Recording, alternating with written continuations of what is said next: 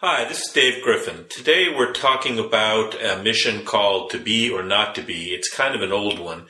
It came with Chang's Bird of Prey and recreates Star Trek VI. The forces are Federation 60 SP, 2 ships starting on the north edge, Klingons 40 SP, 1 Klingon Bird of Prey, note that that's Chang's Bird of Prey or a generic version of it, on the south edge. And also on the south edge, but 4 inches from it centered, is a planet. And then there are 7 mission tokens on the side of the board. One of the 2 Federation ships starts off the board, and it comes in on turn 3. Now the special rules are that every turn you remove 1 mission token from the side of the board as a counter. When the second one is removed, that's when that next round the second Federation ship starts out in the normal Fed start zone in the north edge. The Fed ship also has a new action. If it's within range 1 to 2 of the planet, it can lower its shields and basically deposit 1 crew member on the planet. It says discard the card, but effectively that's what you're doing. You're beaming him to the planet. If the Federation ship is destroyed, you move any mission tokens it has achieved to the other Federation ship, and it gets the mission token that would normally be discarded at the end of the turn if it beams a person to the planet.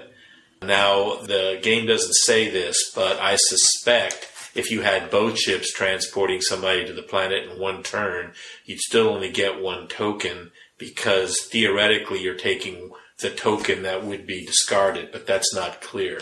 Okay, so the Federation objective is to have 3 or more mission tokens on 1 or more of the ships on the end phase, which means for the Klingon, they have to either kill all the Fed ships or the game has to end with all the tokens discarded without those 3 mission tokens on 1 or more of the Fed cards. Now, these days, the problem with the Burrell is it's awfully fragile. It's the original glass cannon, and even though it's got good weaponry and the cloak used to protect it rather well, it's really only a good protection for 3, maybe 4 attack dice. Today there are so many ways the Feds can boost that, so many different cards. The easiest and most thematic way of doing it is just to use the Enterprise A, which will give it 5 dice against a cloaked ship. And that's what I did in my build, but there's lots of other ways to do it too. And indeed, you can either, as the Feds, you can either just set out to destroy the Burrell or to avoid it.